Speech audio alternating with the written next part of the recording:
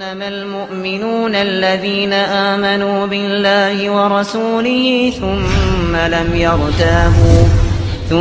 لم يرتابوا أولئك هم الصادقون.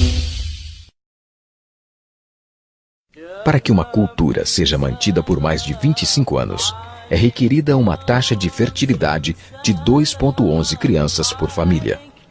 Qualquer número menor que esse, a cultura entrará em declínio.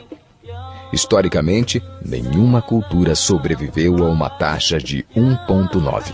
Uma taxa de 1,3 é impossível de reverter, porque são necessários 80 a 100 anos para corrigir esse problema, e não há modelo econômico que sustente a cultura por esse tempo.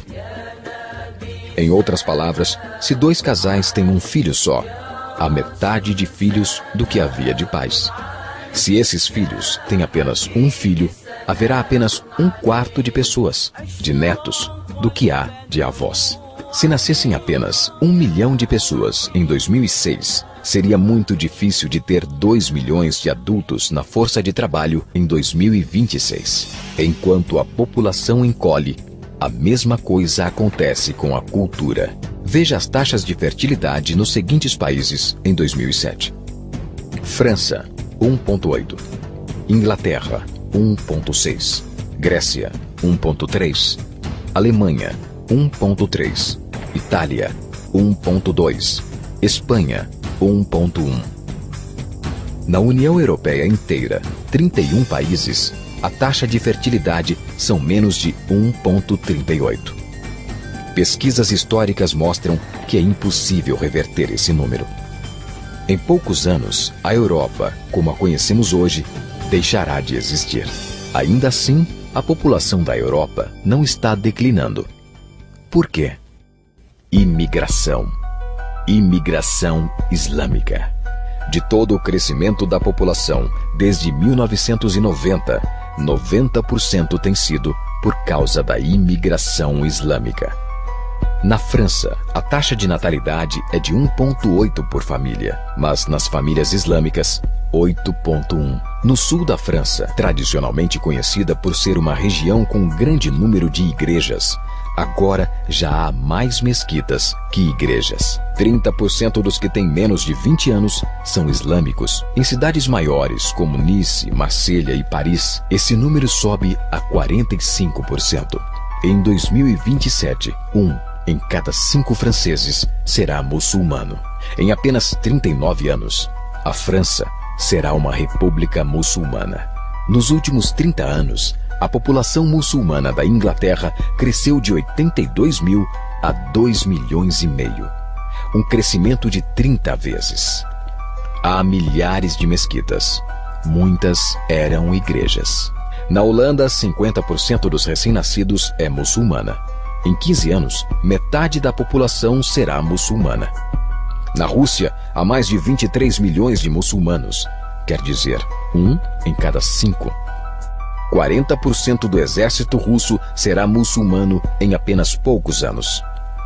Na Bélgica, 25% da população e 50% dos recém-nascidos é muçulmana. O governo já declarou que 1/3 dos recém-nascidos na Europa será nascido em família muçulmana em 2025, apenas daqui a 17 anos.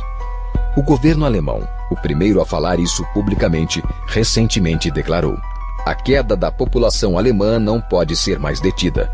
Sua espiral descendente não é mais reversível. Esse será um Estado muçulmano em 2050. Muammar al-Gaddafi declarou: há sinais de que Alá garantirá vitória ao Islã na Europa sem espadas, sem armas e sem conquistas. Não precisamos de terroristas ou bombas homicidas. Os mais de 50 milhões de muçulmanos na Europa o transformarão em um continente islâmico em poucas décadas. Há 52 milhões de muçulmanos na Europa.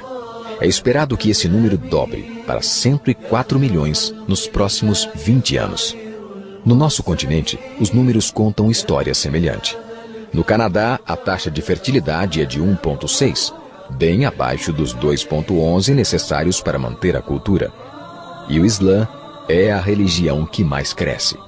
Entre 2001 e 2006, a população do Canadá aumentou em 1,6 milhão. Desses, 1,2 foram imigração. Nos Estados Unidos, a taxa de fertilidade é 1,6. Com o influxo de latinos, subiu para 2,11, o mínimo necessário para manter uma cultura. Em 1970, havia 100 mil muçulmanos nos Estados Unidos. Hoje, há 9 milhões. O Islã está crescendo em toda a América Latina. No Brasil, são cerca de 1,5 milhão de muçulmanos e 70 mesquitas. Nos últimos 3 anos, os muçulmanos passaram de 300 mil para 400 mil apenas no estado de São Paulo. O mundo está mudando. É tempo de acordar. 3 anos atrás, houve um encontro de 24 organizações islâmicas em Chicago. Os transcritos do encontro mostram em detalhes os planos de evangelizar a América através de jornalismo, política, educação e mais. Eles disseram: precisamos nos preparar para a realidade de que, em 30 anos, haverá 50 milhões de muçulmanos vivendo na América. O mundo em que vivemos hoje não será o mundo em que nossas crianças viverão. A Igreja Católica acabou de declarar que o islamismo passou o seu número de membros. Estudos mostram que, em vista dos índices de crescimento atuais, em 5 ou 7 anos, o islamismo será a religião dominante do mundo. Como crentes, convocamos você para compartilhar a mensagem do Evangelho em um mundo em transformação. Esta é uma chamada à ação, para que assim se cumpra a promessa do Senhor. Por mim mesmo eu jurei, a minha boca pronunciou com toda a integridade uma palavra que não será revogada. Diante de mim, todo joelho se dobrará. Junto a mim, toda língua jurará.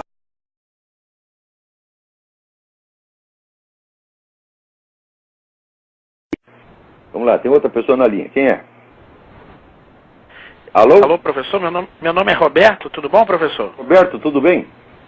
Tudo bom. Professor, para eu entender melhor as forças que estão movendo pró e contra a implantação do governo mundial, né?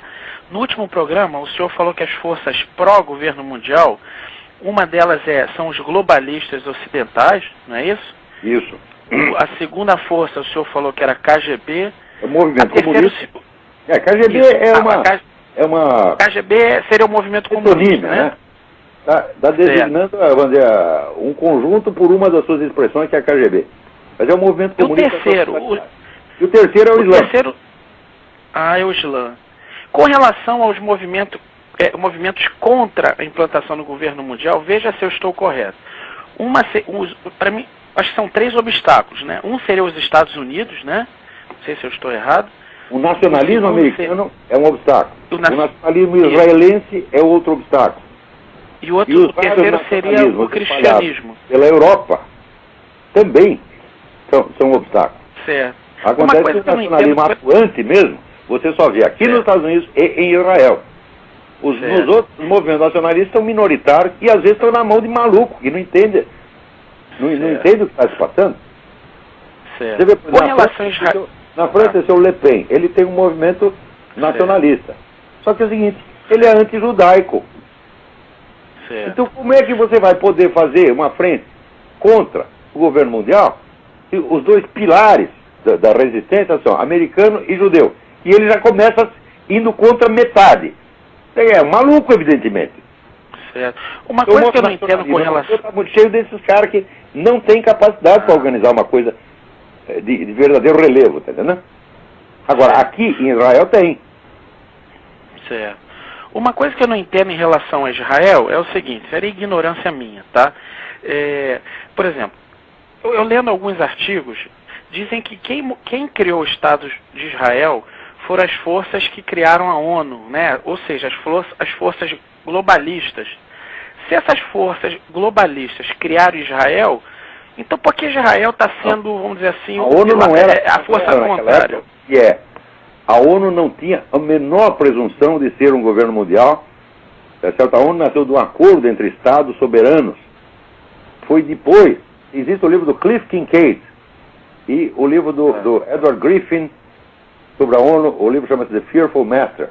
E depois o livro do Cliff Kincaid e agora, que chama assim, o Poder Global, uma coisa assim. A ONU e o Poder Global, uma coisa assim. Cliff Kincaid.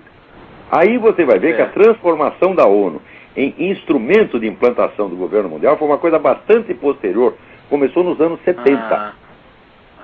Tá certo? Então, não se esqueça o seguinte, quem era o secretário-geral da ONU quando surgiu o Estado de Israel? O nosso Oswaldo Aranha, grande diplomata brasileiro.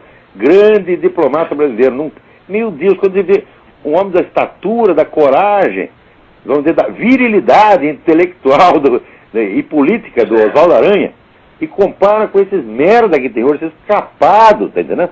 Bando de vigarista, capado, sem vergonha. O Brasil decaiu muito. Então, o Oswaldo Aranha presidia a Secretaria-Geral da ONU quando Israel foi aprovado. E ele foi um dos grandes promotores da causa israelense. O que era o Oswaldo Aranha? Era um nacionalista brasileiro extremado. Era um homem do Getúlio Vargas. Certo. Então, uma coisa outra. Então nós não podemos atribuir, não podemos explicar o que aconteceu antes pelo que aconteceu depois. É isso? Então, certo. Espero que tenha respondido. Tá bom, professor. Muito obrigado, hein? Obrigado eu. Olha aqui, o Estado de Israel, você pode pensar o que você queira. Você pode até nem gostar de judeu, mas ainda que não gostando, você tem que reconhecer uma coisa. O Estado de Israel, a existência e persistência do Estado de Israel é uma necessidade absoluta para a defesa de direitos fundamentais da humanidade. Você está contra Israel, está contra a espécie humana. Está contra Israel, você quer o governo global. Entendeu? Então, vamos lá. Agora, o que o governo global nos promete? Veja o que o Obama está fazendo aqui. O Obama, representando o governo global, ele é contra os Estados Unidos e a favor do governo global. Mas mesmo assim ele não pode dar muita bandeira, por quê? Porque tem gente no partido dele que também não concorda com essas coisas. Mas se ele pudesse, ele implantaria a nova ordem global amanhã. Acabava com os Estados Unidos, acabava com fronteiras nacionais, todo mundo ia erguer a bandeira da ONU, ou a bandeira da Comunidade Europeia junto com a do seu Estado, e depois um pouquinho acima do seu Estado, e no fim a bandeira do seu Estado desaparece, e fica só o macro-império. Nesse macro-império vai vigorar uma nova civilização, novos princípios educacionais, novos princípios morais, tudo inventado por esse desgraçado. Entre os princípios morais, esse aqui, o Kevin Jennings, assessor do Obama, né, quer distribuir livros de pornografia para as crianças nas escolas. Sobretudo pornografia gay. É o manual de dar o cu. É assim que se dá o cu, meu filho. Faça isso aí. Daí ele complementa. Eu experimentei e gostei. Então você também tem que experimentar e gostar. Tá certo? Não quero. Tá? Você é um fascista, né? Extremista de direita. Né? Meu Deus do céu. Christopher Calder, que é do Financial Times, lançou um livro, Reflexões sobre a Revolução na Europa. Onde ele diz o óbvio. Ele diz o seguinte, que durante os últimos 20 anos a sociedade dominante acomodou aos imigrantes, sobretudo os islâmicos, em uma infinidade de questões. Quer dizer, você vai chegando o pessoal islâmico e vai reivindicando mudança. Né? Então, se as mudanças são atendidas, então aumenta o poder daquela comunidade imigrante. Se elas não são atendidas, elas alimentam tantas discussões que o Islã acaba entrando no centro do debate nacional. Então, hoje em dia, você abre um jornal na França ou na Inglaterra, só aparecem questões islâmicas. E daí, veja, o que ele diz é o seguinte: quando uma cultura insegura, maleável e relativista encontra uma cultura que é ancorada, confiante e fortalecida por doutrinas comuns, é geralmente a primeira que se adapta à última. É claro. Como é que uma sociedade, quem está pensando, não tem mais casamento, só tem divórcio, todo mundo é filho de mãe solteira, tá certo? Todo mundo é relativista, está fazendo casamento gay, abortismo, e o pessoal só pensa em diversão. Como é que vai resistir a uma tropa organizada, obediente e fanática de muçulmanos que chega lá querendo ocupar o espaço? E, meu filho, isso aí é a briga. vamos dizer, entre um pedaço de aço e um pedaço de geleia, tá entendendo? A sociedade europeia é a sociedade de geleia. Não resiste absolutamente. Aqui nos Estados Unidos ainda tem alguma resistência. Mas note bem, quase 150 anos atrás, Ernesto Renan, que foi um dos pioneiros dessa mentalidade modernista, ateística, relativista, etc., etc., ele dizia o seguinte: antes um povo imoral do que um povo fanático. Ele só esqueceu de dizer o seguinte: no confronto entre o povo fanático e o povo imoral, quem vai ganhar é o povo fanático. É claro que as duas coisas são muito ruins. É muito ruim a imoralidade, é muito ruim o fanatismo. A coisa é a seguinte: o fanatismo é uma coisa ruim que fortalece o povo, né? E a imoralidade enfraquece. Então isso aí era uma coisa que já era previsível há muito tempo. Agora, quando eu digo para as pessoas, olha, sociedade laica, civilização laica não existe. Civilização é a religião. Se você tira a religião, bom, vem um outro povo que tem religião e vai dominar o primeiro. Isso é a coisa mais óbvia. Sempre foi assim, sempre será assim. Agora, você imagina se, para resistir a essa ocupação islâmica, os caras vão convocar lá o movimento gay, as abortistas, as feministas, né, todo esse beautiful people.